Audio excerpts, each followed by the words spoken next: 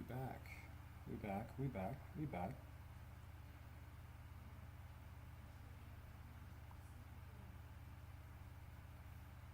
Let's see.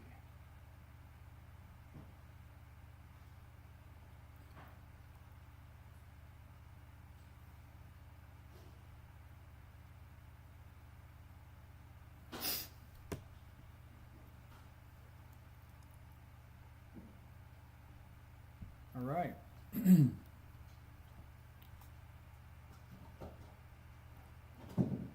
Sorry it took me a minute. Had to organize a few things. All right.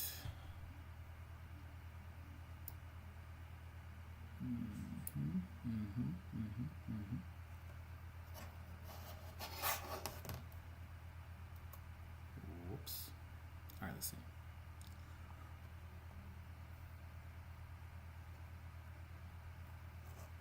I think we got a couple in here. I'll start doing the video review in a minute. Let's see.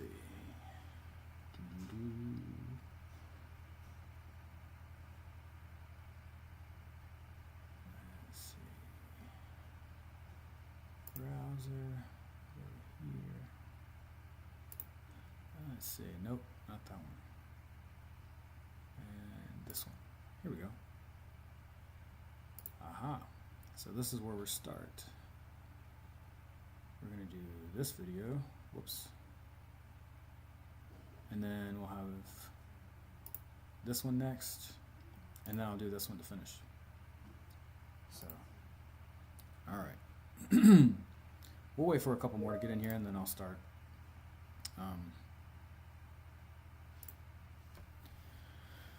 Let's see. We got 4. All right. You guys doing all right today?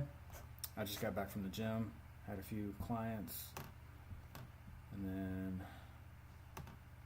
back at it. Got a little bit of training in, so it was okay. Yeah.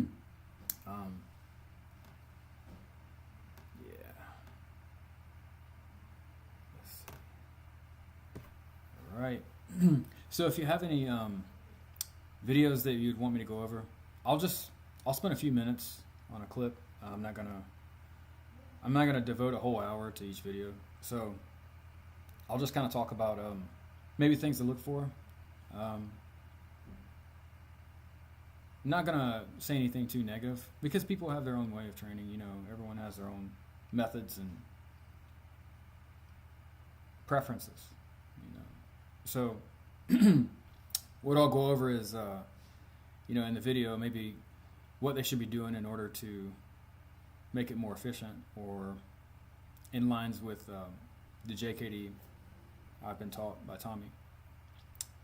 So, I think we got 4 in here.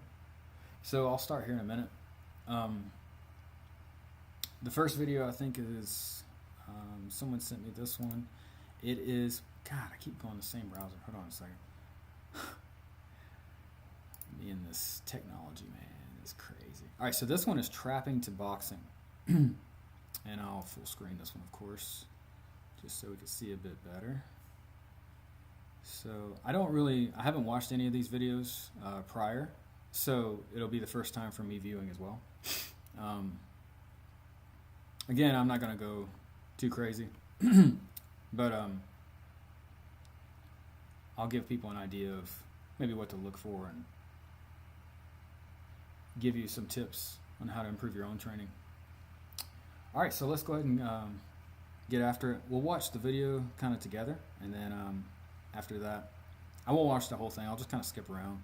That way you'll save some time. All right, let's see it. All right, so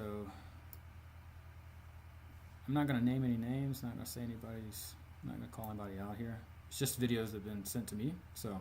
Bam, I blow up the body, right? All right, so let's start that over. Let's see. So he goes right into it at the beginning of the video. Trap to the back fist, back to the cross. That's the idea of what we bam, I blow. All right, so. The probe is Mm-hmm. Okay. Bam! I blow up the body, right? Or I crash. Boom. Bam. But again, look, I'm back. The trap to the back fist, back to the cross. That's the idea of what we want to do in Jeet Kune Do is to take the boxing and take the trapping, but not make it two separate arts. Not make it two separate arts. Make it one. He's gonna use his front hand. I guess that's what he's saying. Is that what he's saying? Make it one? Rear hand repair. I don't But if know. you notice, I'm not committing to hit him. This is a pro. I like those house. Are those house shoes? No, those are kung fu shoes. I want to go in and out to see what his reaction's going to be. As soon as I see, oh, he used his front hand, the next time he's not going to use his backhand. Does that make sense? He's not? Subconscious. So now, a boxer, jab me please. A boxer is going to kind of parry and go back. How do you know he's a boxer? He goes here, parry and go back. But regardless of whether How does he know he's a comes boxer? and I use my front hand like a block, so this block is not even there. Must be Even the if I go like sunglasses that, gave parry away. with my front hand, or I go like that with my rear hand, okay, to give the rear. So I go high, pro, then I come back in again. Okay. But I knew what his hand was. Does that make sense? So he's gonna parry with the rear hand, and then in I come. Do you see that explosion? Is what I want you to see. I only need to clear his hand for a little moment because I want to hit. Does that make sense? Yes, we wanna hit. Go here, boom, Definitely wanna hit. Right there. That's the idea of where I'm gonna go. Because the next idea should be, what if he hooks me? He shouldn't hook me if I punched him in the face. No? Right? So if you see this here, I go here, boom! See, there's the idea. Where I'm going to be and where I'm at. That's the idea of what we want to do in Jeet Kune Good forward Do, is pressure. to take the boxing You gotta have forward and pressure. take the trapping, but not make it two separate arts. Make one the transition back to the punch. What was this? This is boxing. Right? There's the trap, I'm back to boxing. You see what I'm saying? Or if I wanted to go to wrestling or whatever, I use it as an elegant transition. So really, your drill, rear hand. So first probe, in, probe, in, probe, in. You get all. All right, so I'll just kind of go over a few things that maybe we do differently. I guess this is, what's his name? Singh? I think this is his last name, Singh. I've never met this guy. I don't know anything about him. The only thing I know is he used to be with Vunyak, Paul Vunyak. So let's go back to the beginning here. All right. So he starts.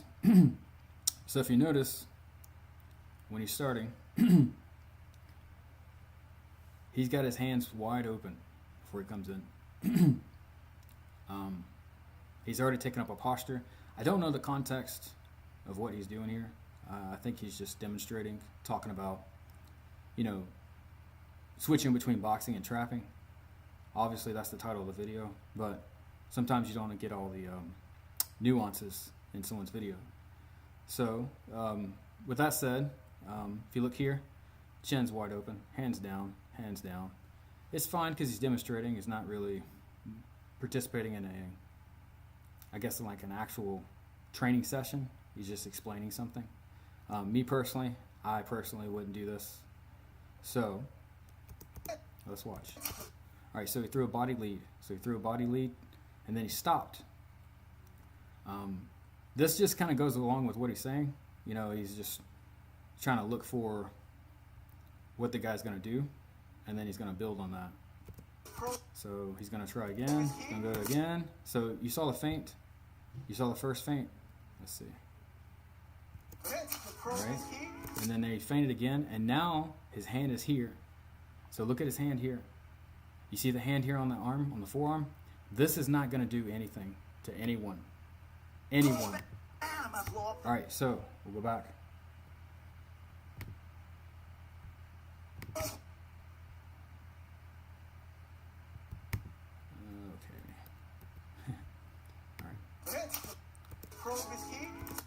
So, this hand here, if you're not going to turn the guy away from you, you might as well attack with this hand. Why didn't he attack with this hand here immediately? The guy put the barrier up, right? So he put the barrier up, but this hand is already higher than his. So why didn't he go right to the target? Or why didn't he switch to the front leg to kick to the groin? Longest weapon, nearest target. Longest weapon, nearest target. Maybe because he's got glasses on. Maybe that's what it is. Damn. I got so much to learn. But, you know, it's okay. He's explaining something. No big deal. But as far as JKD, longest weapon, nearest target. So he failed the body shot. He's trying to go for the next attack. He's checking the arm, but the arm is not really being checked, because if you touch this arm, right? All right, so if you touch this arm, you think this guy's going to wait. You're going to assume that he's going to wait with this arm. He might not wait. And this guy might have like freakish genetics, right? If you don't know this person. Now, if you're training partners, fair enough. But if you don't know this person and they come across with this arm and you think that this is just going to be a barrier and this is going to be, you know, a definite, as soon as the guy feels this touch, he could throw this punch. Because whatever you feel, he feels also. That's the thing. That's the thing with hanging on. That's why Bruce didn't like, he told Jesse Glover, because Jesse was asking him, like, you know, the benefits and pros and cons, just kind of like analyzing different things. And he showed him, you know, a couple judo throws. And Bruce really, you know, took up judo with Jesse. He really studied it. And what he told Jesse was, I don't like the fact that you have to hang on. Because if you hang on, you're going to assume that you can just get away with things. And you can't always get away with things with people that have extreme attributes or have good reaction time. Like, this guy's just waiting, right, for him to trap him. It'd be different, right? So he's in front, right? The problem with that is this guy here, he's right in the line of fire. So he could be attacked. Even though he's got this barrier up here, this guy can still attack with this hand and both legs. This is why this is kind of dangerous. Even though this guy is very skilled, if he doesn't know this man and he tries against someone that doesn't play his game, it's not going to work. It's not going to work out very well. So the issue is like he's attacking a high line, right? And then he's trying to remove it against a person that's bigger than him. That's the issue. All right, let's watch. All right, he's trying to remove it. And then here comes the back fist, right? And he parries it. Oh, he just catches it, right? He's not even attacking back, which is okay because he's demonstrating. All right, he just hits him with the rear hand. And this hand is over here. Why is this hand over here? Just out of curiosity. Shouldn't it be here? Shouldn't it be on the inside? Because all of this guy's weapons are over here. And he's over here. There is no threat over here. Maybe this guy's dangerous. I don't know. But anyway, what we do is we place this hand on this side to cover any threat that comes from this way, right? And it's not saying that that's going to like stop any attack, right? But it just puts you in a safer position so you're not countered on that side. Because this hand does nothing. It's better to have this hand to do something than to do nothing, right? Everything has a purpose. Okay. All right, let's see. Oh, God. Here we go. But again, look, I'm back. The trap to the back fist, back to the cross. That's the idea of what we want to do in Jeet Kune Do is to take the boxing and take the trapping, but not make it two separate arts. Sifu Singh. He's gonna All right. his front head. All right, body shot, right? So he's going back to the body. Fair enough. Body shot. Non-committal. Again, look at the rear hand. Shouldn't it be in front of his chin? Shouldn't it be right here, covering the threat? Because the hand's here. I'm guilty of dropping my hands as well. I'm not perfect. And I'm not here to claim that I am perfect, right? But we're just making analysis here so people know what to look for. So this hand goes on this side, right in front of neutral. But if this guy was to attack, then this hand would come into play to stop it, right? While you're attacking. All right. But if you notice, I'm not committed. He's not committed. Yes, he's very non-committal. To hit him. This is a probe. This is an illusion. It's a probe. So my question to you guys is, if you're still watching in the chat, I can't really see. Do you want to probe someone in a real go? Or do you want to probe someone in the sport. So if like you're boxing or MMA or I kickboxing, want to go in. do you want to probe someone for real? Like, do you want to probe at someone that you don't know, or do you want to probe at someone in like a sports setting? In and out. See what his Look at the hands, right? Look how close his head is. reaction's gonna be. As soon as I see, oh, he used his front hand. The next time he's not gonna use his backhand. Does that make sense? It's in his subconscious. So now, a boxer, jab me please. A Jab me, please. Yes. boxer is gonna kind of parry and go back a little bit. You see that? So he goes here, parry and go back. But regardless of whether when he comes and I use my front hand like a block. See, this block is not even there. Even if I go like that and parry with my front hand, or I go like that with my rear hand, okay, to give the rear. So I go, I probe, then I come back in again. But I knew what his hand was. I go, I probe, then I come back in again. What you guys think? But I knew what his hand was. Tell me what Does you that make think. sense? So he's gonna parry with the rear hand. Any And questions? then in I come. Look I at go, this. I probe, All right, so he's probing, which to me signals this is a sports setting or sparring setting. It's not a real go. then So now he's got the arm checked here, but he didn't turn the guy away from him. my rear hand, okay, to give the rear. So I go, I probe, then Look at that. The guy could hit him on the way in because he's right in the center, right? So if you're going to do this kind of thing, if you're going to try to check someone's arm, you don't just put it down this way. You're supposed to at least turn their body away from you because they can punch you back. That's the main thing. They can punch you back. come back in again. It's not saying so I'm not saying that you can't do it. It's just probably not a good idea. Like, think about it logically. If I come in with a punch, right? I throw the punch, and then I say, okay, I'm going to use this hand to check his lead hand. But if I only touch it, I'm just touching it, putting a barrier in the way of it. You think that honestly it's going to stop it or stop him from punching if you don't know the person? If you don't know them. Now, if it's boxing or sparring or some kind of sport environment, yeah, might be okay. But if I don't know the person, not that safe. So my suggestion, all right, let's go back to it. All right, I know this is a different experience today. All right, let's see. I knew what his hand was. Does that make sense? So he's gonna parry with the So if he goes here, right? So if he throws the first punch, let's see if I can catch it. This thing's fast. So he's gonna parry with the But there's people out there that are very fast. So this hand here, see this hand here? So he could immediately, look, he's ready to block it. This hand here could immediately punch him. Even though that he's got this hand coming, he's assuming that this hand is going to be right here. When this hand could come on the outside and hook him. Because people they're not always going to act predictable, right? So what I would say is, so when he feints to this side, right? So he's feinting in the center, on the inside on his body. He should move to the outside of this leg. So he should move to the outside and try to hit him with this hand or this leg or hit him with the lift, the rear. And he could come across this way. He could come across his arm. And he would be safe because this guy's weapons are facing this way and all of Singh's weapons will be facing this way, right?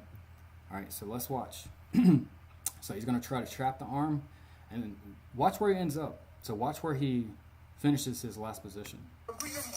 So he ends up in front of the guy, right? That's the problem. You don't have to do it every single time, but when you attack someone, you want to move to the outside of this arm. If you can move to the outside of their lead foot and lead arm, you're a lot safer. And you should make it a habit. You should make it a habit of trying to do that, to try to get to the outside. That explosion is what I want you to see. I only need to clear his hand for a little moment because I want to hit. Does that make sense? Because eventually I'm going to go here, boom. I don't know, man. And then that's On coming the inside. right there. It's not that you can't do it. It's just, it's probably not a good idea, you know. So, yeah. You know, trapping the boxing to trapping. I just I don't think it's very safe, to be honest. That's the main thing. Some people can make it work, but we don't particularly do that type of thing. So when we come in with a punch, you change up and down, so change levels, and then you try to move to the outside of their limb, so the outside of their lead hand, so that you would want to be on that side of them, because everything is facing this way, and you're facing inside their weapons. You're not on the inside, right?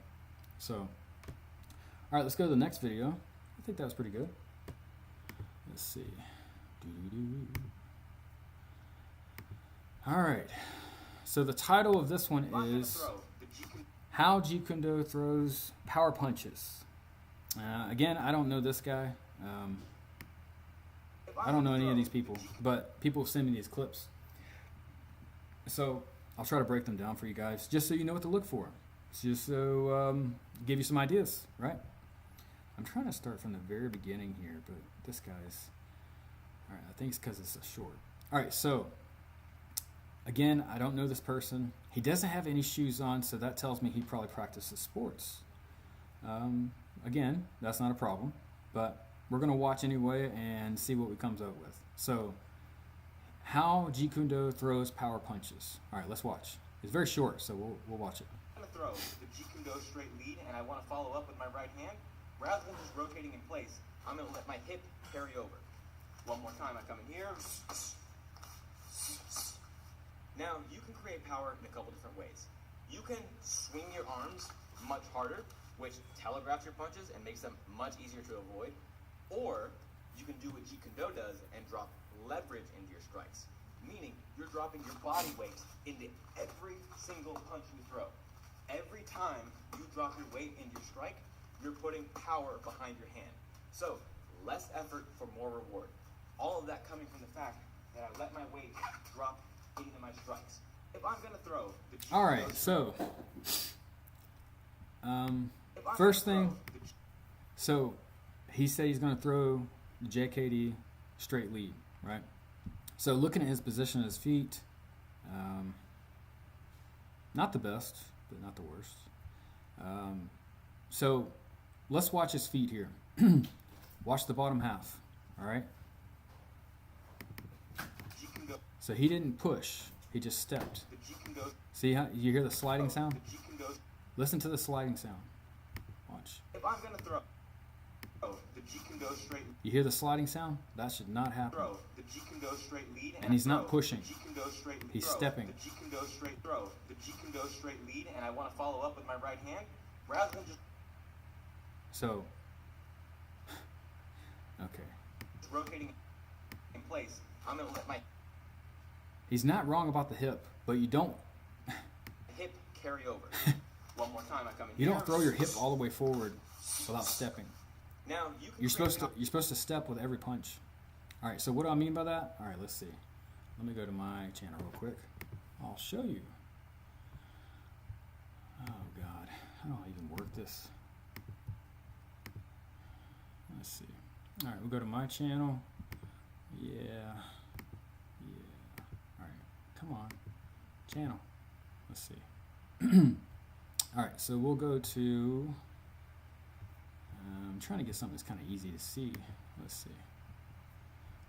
Pushing off the rear leg. Okay. All right, so this is not even me. So watch Gary here. So this is one of my guys, Gary here. Watch his rear foot. So he's going to propel himself forward. See how he's almost airborne? Like his weight is not on the floor, right? Now watch. It's too quick. Hold on a second. You hear it? Listen. You see how his weight's falling into the target? He's pushing off his rear leg. That is different from this here. All right, watch. power in a couple different ways. You throw the Jeet Kune Do straight lead, and I want to follow up with my right hand. Rather than just throw the Jeet Kune Do straight lead, He's not pushing throw off his rear the Jeet leg. Kune Do He's just straight stepping. lead, and I want to So if you want to move your weight explosively, you have to push off the rear foot. You have to push forward. So that gets your weight moving forward, right? So that was kind of what I was trying to accomplish here. So look at Johnny. So he's propelling himself forward, right? His weight is moving linear towards the target. Did you hear the sound? Listen. That was a good one, right? So that's just one part of the mechanics, is moving your weight into the target, right? But when you're doing rotational force, Follow up with my right hand rather than just you don't just turn your rotating hips. in place. You don't just I'm turn gonna your let hips my- and throw your hip forward like that. You can, but you're not stepping. Like, you're not moving your weight into the target. You're just rotating. I hope that makes sense. So basically, he's not using his feet. He's just turning his hips. And really, you should be doing both. You should be pushing off your rear leg, right? And then this hip rotation is supposed to come at the very last moment, right? If you turn too early, this is the issue. All right, so go back and watch. hand rather Watch. If you turn too early, just not this rotating one, in place. this one. If you turn too early, watch the alignment of his punch. I'm gonna Look at that. It's going way off center. let Look at that. He had to realign it himself because his hip is going that way. His hip's going this way. my hip carry over. One more time. Let my hip carry over. Rather than just rotating in place, I'm gonna let my hip carry over. So, not the best example, but Now you Whatever. can create power in a couple different ways. You can swing your so basically the issue with this one, he's not pushing with his feet and he's turning his hips too early, which makes the punch go off center. You know? And then his weight's not falling into the target because his feet are stuck on the floor. arms His feet are on the much floor. harder, which telegraphs And they're your punches sliding. and makes them So if your feet are sliding, your weight is on the floor, right? All right, so let's watch one more here. All right, let's see. Shorts, let's see. Here's one. All right. So watch. Pushing. Push. Okay, pushing. Now it's kind of hard for me to turn my hips here, but because I have this resistance band on right here, right? But you see how I turn my shoulders? You want to try to turn your hip, and before your foot lands, you want your weight, your punch, to go into the target. So before this foot lands, I want my hand to hit the target. That way my weight is not on the floor, it's behind the target. See that? Now look at how far his arm went by. See that? And my weight is not stuck to the floor. Does that make sense? I hope that makes sense. See that? Now look at the alignment. My hips aren't rotated all the way because I got this band on, right? Because I'm trying to train this rear leg. That's why I have this band on. I'm trying to push off this plate here, and it's going to make me more explosive because this band gets tighter the further I push out. So it gets harder the further I push, which kind of limits the mobility of my hips. I can still turn them, but it's just not that convenient, you know. So it kind of affects mechanics a little bit, but it's not detrimental, right? All right, let's watch it again. As opposed to this. much easier to avoid, or you can do what Jeet Kune Do does and drop leverage into your strikes. So he's not wrong. You're It's just dropping your body his weight delivery into is not. every single punch you throw. His structure's Every not time right. You drop your weight into your strike 'Cause he's not you're pushing. putting power You have to behind push your hand. forward. So less effort for more reward. Like even All of Mike that here. coming from This the guy's back. name is Mike. Let my So weight he's even pushing drop forward, into my strikes. right? If I'm gonna This throw, guy's not you pushing can go forward. straight He's just to me, and stepping. I want to follow. All right. So I hope this is making sense. I hope I'm not being too mean. So if you guys have any questions, you know, regarding all this stuff, I'll try to go over it. But if you don't, I'll continue. Let's see. I think we got another one. Let me see. Let's see.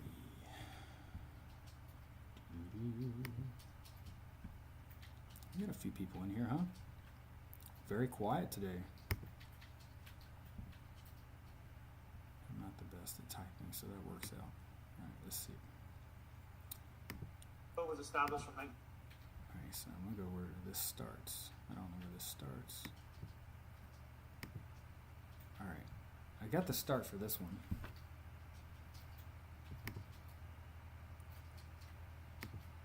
Okay. On to the next one. Say, All right, so I don't know these guys either. I think they're under Ted Wong's lineage and Chris Kent. I don't know too much about Chris Kent other than he was with Dan for a long time. And I think he was there right before Bruce died. Like he started with Dan. So he's been with it a long time. But again, I don't know these guys, the New York guys. Someone just sent me this clip. And we're going to get into it.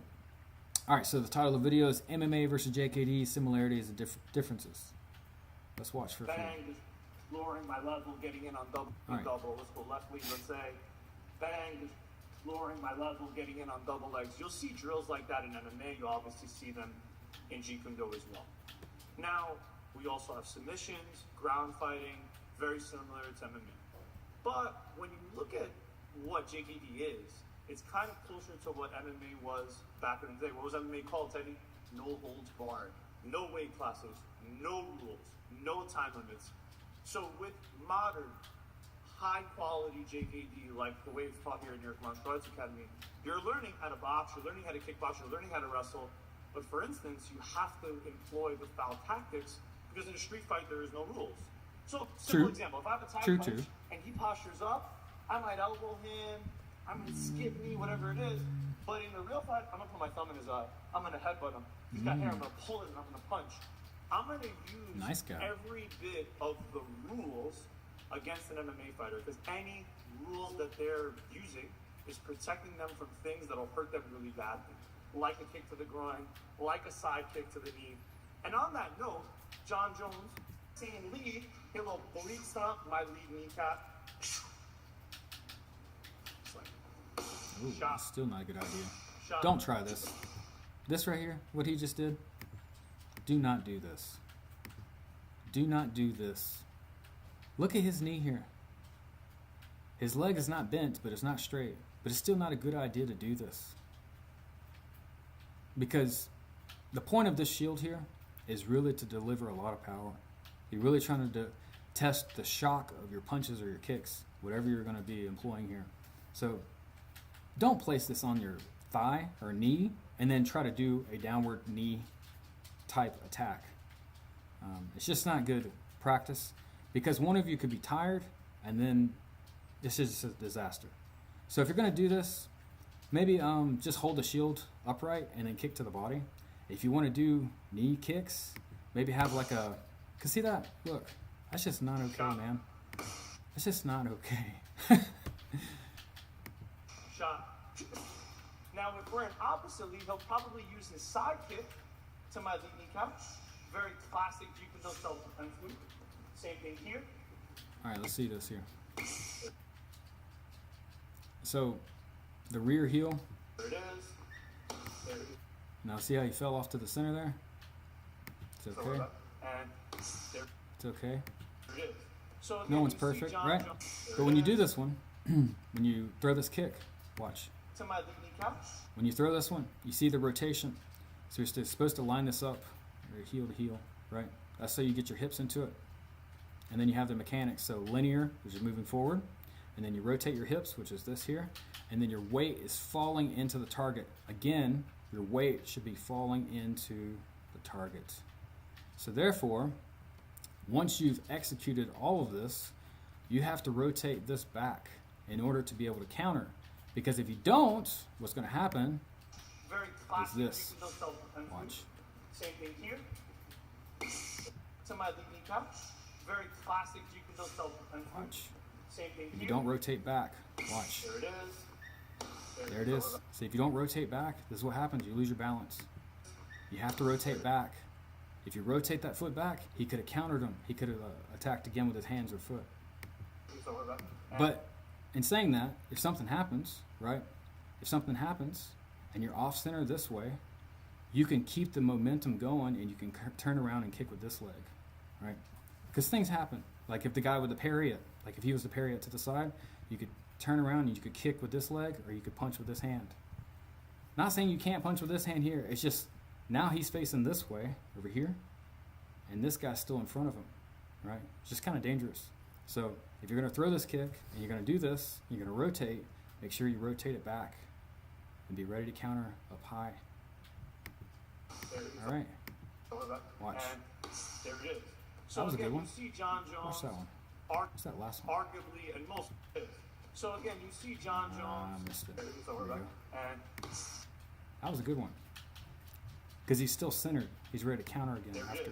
So See? again, you see John Jones, arguably and most likely the GOAT, using that oblique style side kick to the head of his name with that shot. Block the low kick. For instance, in MMA, you are not allowed to attack the groin. But if I was standing square in the street, there it is. There it is. There it is. And that's when the pendulum is perfect. If I'm standing square, that pendulum front kick to my groin works really well. Okay. Well, what else is a little different? Well, when you do Jeet Kune Do, you actually lead with your dominant side. So you True. start with your right hand forward and your right foot forward. Strong as a side right. forward. It's Same true. thing when you're wrestling. You have It's your true. wrestling stance, you have your right foot forward. That pendulum front All right, kick. so let's go back to this here, the kick. So watch here. Let's see if I can get to the start over here. Allowed to attack the groin. But if I was standing square in the street, All right, so this is on guard position. That's where he starts. So look at the hand position. It's off to the side of his right side. Look at this hand here. Now this isn't terrible, but it's not supposed to be beside you. I'm guilty of this well because I'm larger like this guy. So I have big lats, and so my arms are a little bit wider. This elbow should be in. Shoot, I didn't mean to do that. Sorry. if I was standing square in the All street, right, so here we are. So this hand, this elbow should be out front. It should be on the lead side here. And this hand should be pointing right at the target, which would be his eyes or his chin. Like this hand should be pointing this way. Most people think that this hand should be pointing this way. The problem with that is if your hand is pointing up, you have to lower it and then go to the target, as opposed to going straight to the target, right? So that's what we mean by efficiency being direct. This is not direct, right? So not bad, not saying it's bad. It's just saying that this is the way we do things. All right, so look at his placement of his feet. It looks like his toe is lined up with his heel because they use both sides. They're not staying kind of like side on, like in a bladed type stance, fencing type footwork, where it's dominant lead hand, lead side. This stance is a little bit wider, not too much, but a little bit. So that's going to affect his efficiency in closing in. What that means is like, so when he slides his back foot, so watch his back foot. You see it? You would see that because it's out to the side. So when he slides his foot in, you could see that because it's out to the side and not hidden behind his lead leg because his stance is wider, right? So you would be able to be countered there because it's visible. All right, so this foot's going to plant, knee's going to come up, slapping it. Now the recovery is what you need to watch here. So watch. So look at his recovery. Now this is okay to recover back in place if you're going to attack again, like with your hands. But if you're just going to return back to the same position, you need to make sure that you're safe. Now I know he's just demonstrating the kick here. It's not a big deal, but just watch. there it is. So when you do this type of thing, again, you want to flank There him. it is. And you don't have to bring the rear foot all the way up. So watch the rear foot again. But if I was standing square in the street, All right, watch. See how he's bringing the rear foot all the way up? You don't have to do that unless you're going to close from a you are long not distance. allowed to attack the groin. There it is. Watch. So you don't have to bring your rear foot all the way up. You see the distance here? You don't have to bring it all the way here. If you have to close from that far, There the guy's going to see it. it is. There it is. It's a And good that's kick. when the pendulum is perfect. Power kick. If That's I'm 'cause he's standing getting his weight into the square, target. That pendulum front The kick problem to is the it's- groin it's works visible. really well. You can see it. Okay. Well, what else is a little different? Well, when you do Jeet Kune Do, you actually lead with your dominant side. Same thing when you rest forward. All right, let's see. Skip around a little bit more.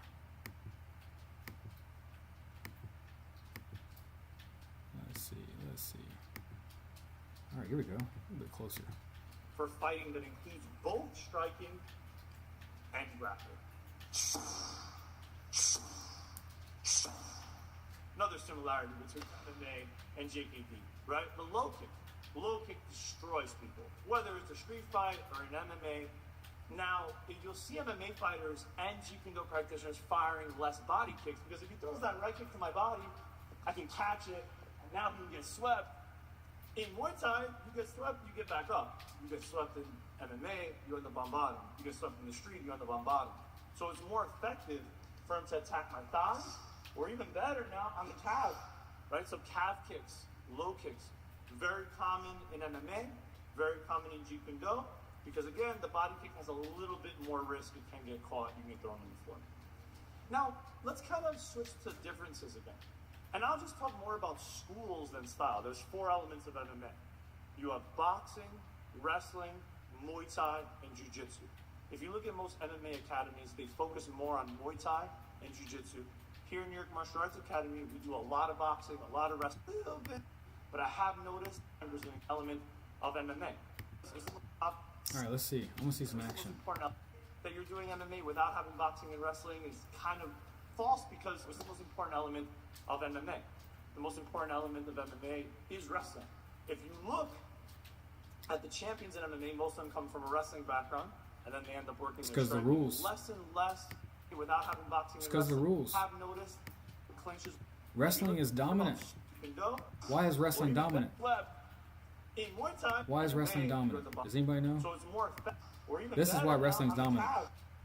If you have to kick, to attack my thighs. if you have to kick someone in the thigh and they have a lot of muscle here, and all they have to do is lift their leg, it's going to be a long night.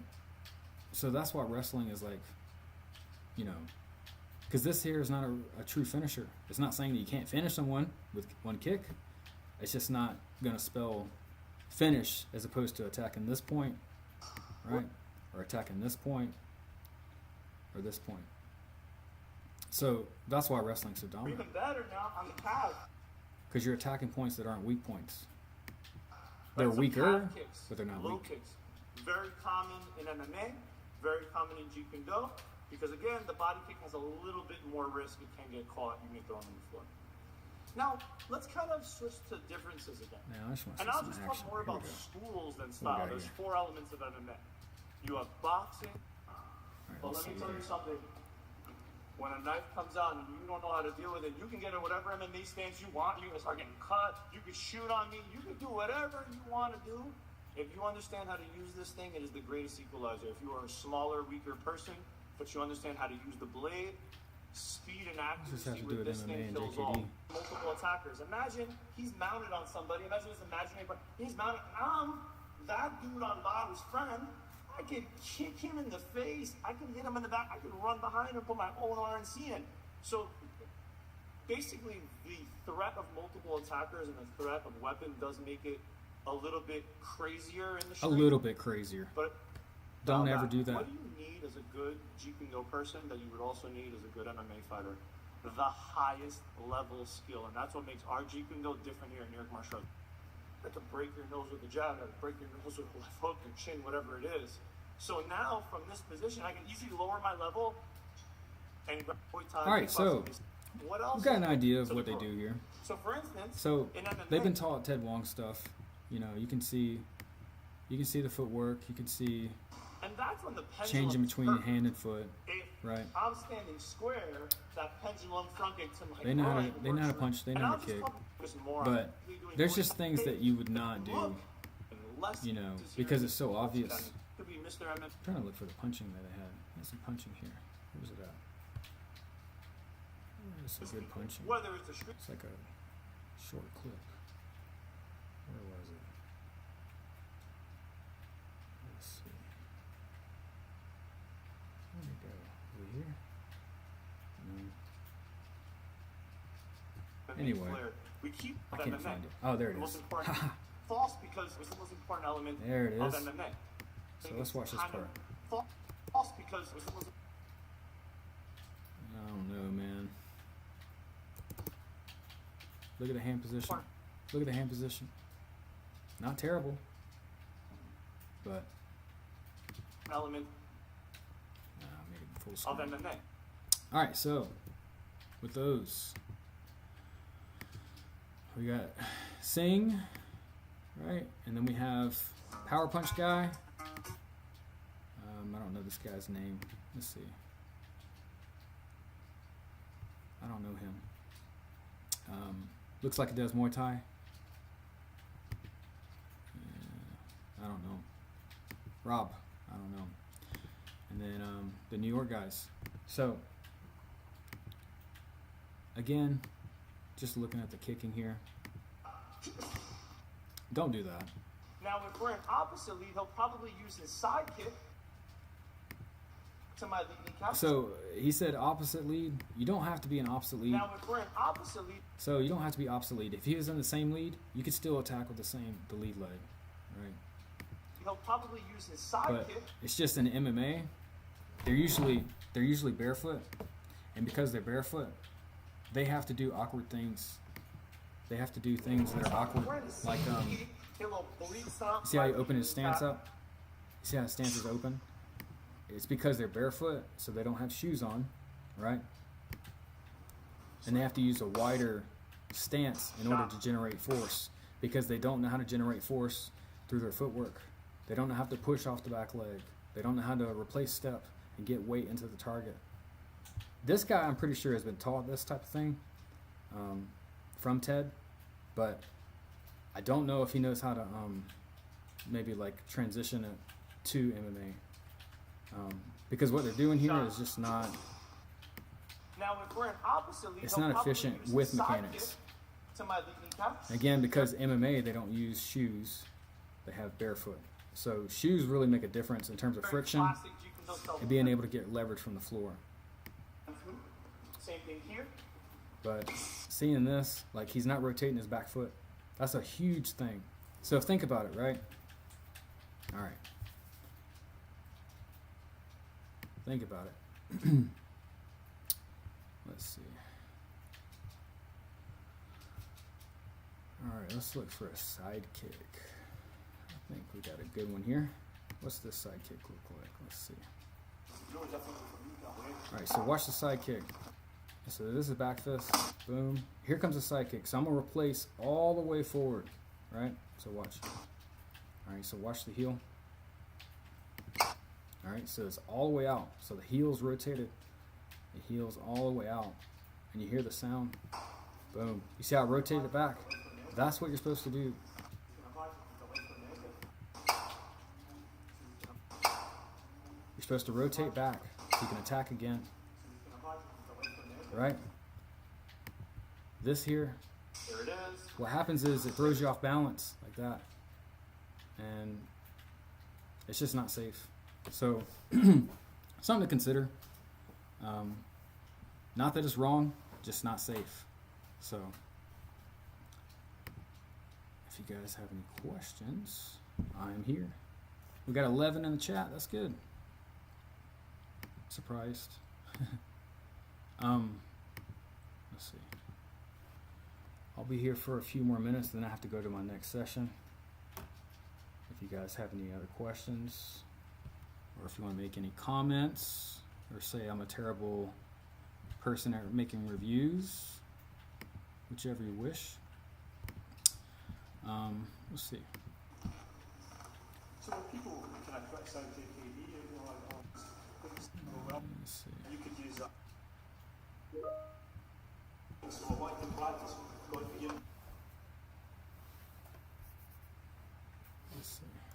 All right. Let me find another one here.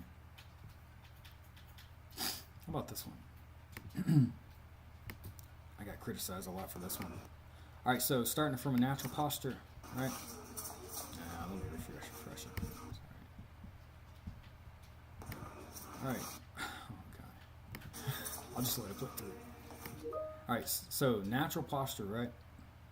Longest weapon nearest target. His hands are already in this position, as if he knows I'm going to try to attack high. So I say, okay, draw him low, right? Kick him in the shin, Boom. Tried to go for the eye jab. I think I barely grazed him and kicked him in the head. Not the most efficient, but you get the idea. Changing up and down. So you attack one line and then you attack the next line. And that what it does is it makes one closer to you. So if you attack his legs and he moves them away, the head will be closer again after. If you attack his head and the head moves away, the leg will be closer, right? It's just me hitting pads. All right, you saw the front kick? Let's see. Watch the front kick. Watch. See it? And that allowed me to change the level. So that moved out of the way, and then the head was open again. See it? And then I went to the body. All right, watch. All right, I'm trying to get this right. All right, so there's the front kick. Here comes the eye jab. Boom. And then to the body, moving to the outside of his lead leg, right? And then shot to the body. And this was the other side. So it's the same lead. So right lead versus right lead. And then kick to the head. And there's just some pad work.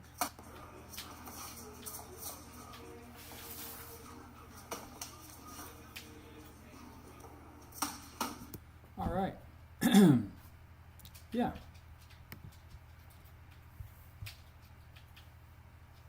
So, let's see. Let's go to this one.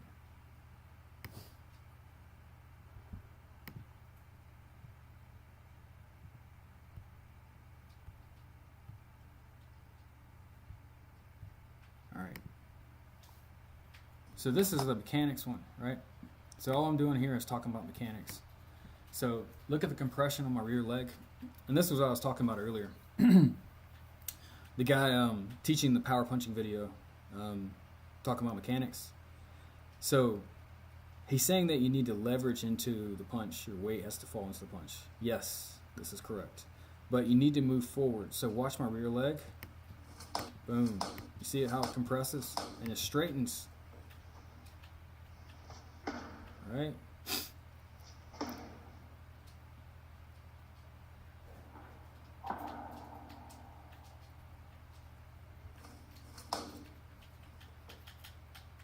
Alright, so let's go back to the beginning. So leg straightens, right? And then the hip comes, because this is a hook punch. So the hook is coming, the hip turns. Watch. Watch the hip. See the hip?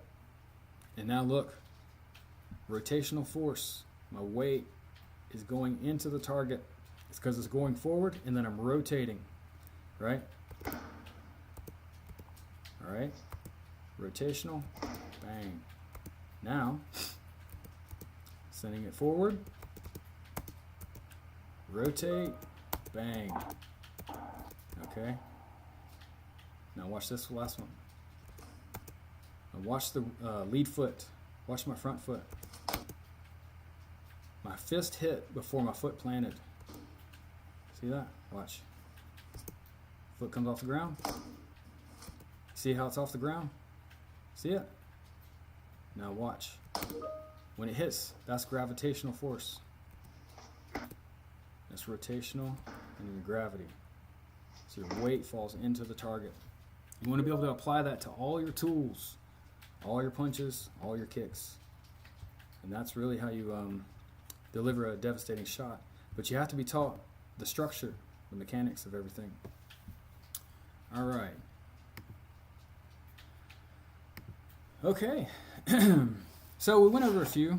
I don't know if who was all here. I can't see for some reason. Let's see. Oh, now here we go. I can see the chat now. I didn't have the chat. Hold on. Oh Lord. Hold on. Let me read the chat real quick. Oh, the volume's too low? Hold on a second. Can you hear me now? Can you hear me now? Can you hear me now? So the hip turns right before you land, Gus. I just saw. right, let's see.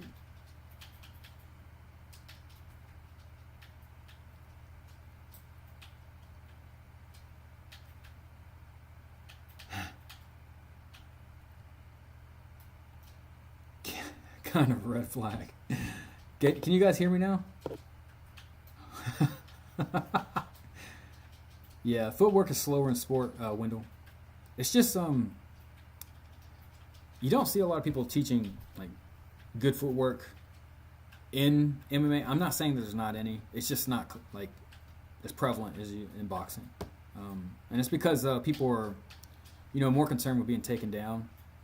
Again, you don't have shoes. In boxing, you have shoes, so that adds a degree of friction. You can kind of shift your weight. You know how you have a good pair of shoes on and you're moving, you're like, yeah, I can really move my feet now. Yeah, it's a little different, I just saw, for some reason my chat wasn't working. I'm trying to get all this straight down, guys. Like, I'll have it perfected soon, but, I'm not new to all this. I'm not keen on all this stuff.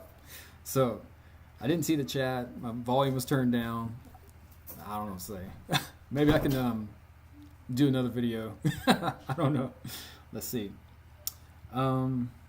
Sidekick. Yeah. So Wendell, that sidekick, I want to say third year I went to see Tommy. We had a 5-day camp.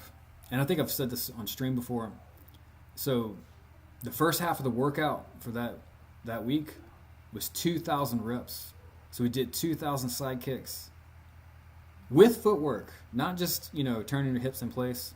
So that like in the video with the guy in New York Academy where he's just turning his hips, he's sliding the back foot in and then he's just turning his hips. No, we were moving our feet the whole time. And this was like 2.5 hours, 2,000 reps. So we had lunch after that, right? And then we did application. So you did your reps, you get a little break, and then you try to apply the side kick. So once you've had the smoothness down, you've got the mechanics down, you've done 2,000 reps, then you start applying it. And then you try to apply it to the front of you, to the side of you, behind you, attacking, using it as a defensive measure if the guy steps in, changing levels, changing rhythm, all kinds of stuff. But that's how you make it work. Like, that's the problem that a lot of people have with us is like they think we're just, just a few techniques. Like we're just attacking the eyes and growing a knee. And that's not at all. That's just the goal. That's what people don't understand. They think that we're just a one-trick pony. And that's not at all. Think about it. Like if you do 2,000 side kicks, they're not all going to be the same. Some are going to be long. Some are going to be short. So if this is the bottom of my foot and this is my heel, and these are my toes. When you kick, sometimes you can change the angle. You can change the angle that way. If this is your heel and these are your toes and you're side kicking, you can change the angle with every kick. Same with your hip. You can get full rotation. You can get a quarter rotation. The depth of penetration. So like if this is the target and you're side kicking, you can drive all the way through it or you can snap it off the target. So these are all variations and you can change targets. So a side kick is just not one way of delivering a side kick. Do you understand what I'm saying? It's like learning to use your limbs efficiently, using strategy of warfare, where you're trying to end it as fast as possible and using every tactic that you can. You're not trying to employ tactics in like a calculating manner. You've trained it so well that when the guy is in a certain distance, you can feel what feels right, and you go right in. Hope that makes sense. Let's see. Yeah, JKD is the thinking man's art, is what Bruce and James Lee would say. It's like, it's for thinking, people that actually think about what they're doing. It's not to put anyone down, it's just like for serious martial artists. Like if you're a serious martial artist, you should probably really be looking into JKD because it tries to answer all the problems of hand-to-hand combat. And it actually goes much deeper than that if you want to. Like you can apply it to other things. But it's just really trying to get to the heart of the matter. So studying timing. studying like distance. Like the study of distance is the progressive weapons chart. So if you've ever looked at the progressive weapons chart, you Google that. It's in the Tao of Jeet Kune Do, which is Bruce Lee's notes, not written by him. You look at the progressive weapons chart, and the figure. I think I posted it recently as a short. So the figure, he has his arm all the way out, right, and he has his leg all the way out. And basically, what that means is, wherever the target is or wherever the opponent is, based on the target that is in play in that distance, is the weapon that you use. It's not a rule, it's just a strategy. So you don't have to think as much, right, in the moment. If your hand is closer to their eyes or their face, you use that because it's closer and it saves you time. It's not a, I have to do this type thing. It just makes the most sense when you don't have a lot of time to make a decision. Now, the individual aspect of the matter is, remember when I was talking about the side kick, how you can change the angle, right? So if you have the bottom of your foot, you can change the angle based on your preference. It can be straight this way, it can be vertical, like straight up and down, or it can be horizontal, or it can be at a 45. It's your preference. That's the non-classical part of it. That's what people don't understand. It's like they're trying to box it in with everything else, and it doesn't fit. So yeah, it's really just as applied martial arts, that is mastering timing, distance, and yourself. But the whole thing is like, you learn all this stuff and you absorb all of it, right? And then you try to get rid of as much as you can that you don't need, so you make even faster decisions. So you make even quicker decisions. Instinctive, through the repetitions. It's like, it's a constant evaluation. What you need, what you don't need. What you need, what you don't need. But this is way beyond like a hobbyist type thing. It's, you're really investigating. How can I make this work? How can I make this work against anyone? Do I really need this? No, I really don't need this. Why should I do what they're saying to do when I know this is right? It's like listening to yourself and using common sense. That's more or less how I was explained it in so many words. It's like you're going to the heart of the matter, right? But you're using common sense. Sometimes people say like, yeah, common sense is not so common. True. But I think the point is like, try to stick to the principles. If you stick to the principles, how wrong can you go? Like, there's a guy in a Facebook group. He's trying to talk to me about what he was doing and, the things that he believes works and all these other things. And he's trying to say that JKD has a set way of doing things. And it's not that there's a set way. It's just that there's body mechanics that produce more speed, more power, more efficiency. You ingrain all of these things, right? And once you ingrain them, you can apply them to more than one type of attack or defensive measure. It's like you understand it fundamentally, like the root of it. And then you have full creativity on how you want to deliver it, as long as you're adhering to some common sense things. You're not going to do a long-winded, complicated attack. Like, nothing against Singh, the first video. It's not against him. But like, would you really try to make that work against someone that can really punch you? Like a really good boxer? It's probably not going to work, man. So, just use your common sense. Like, do you really think like a pat on the arm is going to stop a really solid punch from someone? Now, I've seen people like pull the hand down, like Lomachenko, where he pulls the guard down and he hooks with the same hand. Or he'll pull both hands down and then hook. But you have to think about how you're employing the tactic. If you're moving an arm, it needs to turn their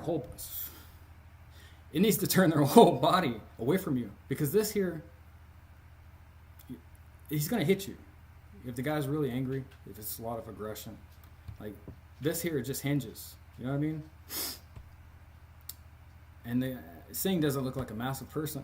So it's like, you shouldn't even probably try to employ that tactic. Not him personally, but just people in general. Because what people fail to understand, this is the thing with Tommy. This is the thing. What people fail to understand is that when you teach people martial arts, you have a great responsibility. Because you're teaching people to defend themselves in a real situation, and they might have to protect someone else, you know? So, just something to consider, you know? You don't want to give people something that's going to give them a chance of being risky or hurt, like not safe. That's just my personal opinion. But anyway.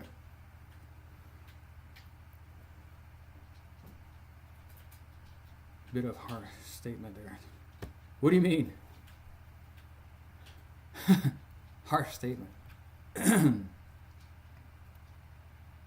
Oh, okay. You're talking about the comment. Okay. Yeah, Tommy, I don't know. I don't know, man. I'm not an MMA guy, so I can't say. Not saying that they don't know, you know, but this is just how we do things, and it's almost a lost art because of all the politics, and people have different agendas and goals and body types and work ethics and jobs and time to devote to training and effort and you name it, right? So it's almost completely disappeared. But if you go to the right people, you can at least get a head start, have your own roadmap, you'll be off and running. But to put it simply, if you stick to the principles, you can't go too far wrong. And that was the argument the guy was trying to make on that forum on the Facebook page. It's like he was trying to say that there was a set way, that you have to have a set way, and that you have to add things. Initially, when you start something new, yes, you have to develop some kind of form in order to instill body mechanics. And then once you have that, you have a lot of wiggle room where you can actually change things that don't look conventional. You can look more unconventional. And that should be the whole thing, right? Because what people don't understand is Rus's art is supposed to be a modern martial art. It's supposed to be the new thing. It's supposed to be cutting edge. You throw away all this stuff that you don't need. All these extra tools that don't really do anything, that do one job. Why do you need to carry all that? How are you going to maintain all of that? Think about it, 24 hours in a day. You get maybe an hour or two of training. If you're just a regular person, how are you going to maintain all these tools? Now, if you're competing, fair enough, that's your job. You have to come up with different ways of doing things within certain parameters. But if you're not in certain parameters, you're talking about self-defense, man, just train a few things that are simple, direct, and non-classical. That way it's not in a set rhythm, right? Non-classical. So I think with that, you get a better idea of what JKD should be, and that's efficiency. So yeah, let's see. Javier, I did some reps earlier. I did some intervals. I did about 500 reps to warm up, and then I did 8 to 10 intervals, about 30, 40 seconds each, outside in the heat. Yeah, pretty brutal. Thanks for the comment on the side, kid. I need to get back to doing more of those. Yeah, I hope you guys learned something today. I have to go to my next appointment. But I'm glad the mic is working now and I can see the chat. I don't know what happened. The chat wasn't on here. But I see all the comments now. So, Gus, to answer your question earlier, so the hip turns and delivery for that hook, the hook punch, I'll go back to it. Let me see. I'll go back to it real quick before I leave. Let's see. Just to answer your question. So we'll go back to where in the world? Is this it? Yeah, that's not it. There it is. All right, so. All right. So, in order to get your weight into the target, you have to have linear force to send you forward because you need to go towards the target, right? Got that much?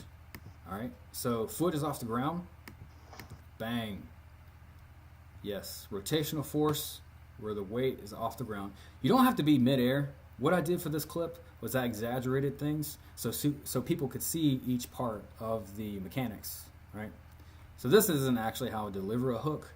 I just wanted to put it out there so people could see each part, right? So to answer your question, rotational force, you don't have to be off the ground, right? But you don't want to have so much weight on the ground that causes friction to slow your rotation down. Does that make sense? So you could have the ball of your foot on the ground. You know what I mean? Like you could have a foot touching if you need to, as long as it doesn't interfere with the rotational force too much. That's if you're trying to do the mechanics right. Like if you're focused on your mechanics, you just really don't want to have too much play. And that's why if you watch people hook properly, to answer your question further here. All right, let's see. Where's this guy at? I think he's got me feed some hook punches somewhere. And I thought I had it on here. Maybe I don't.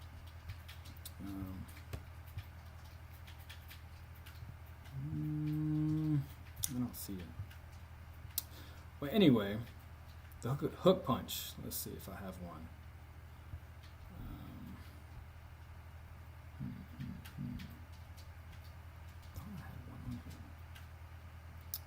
Well, what you're supposed to do is you rotate your foot. So your heels rotate. Let's see if Tommy has one on this one.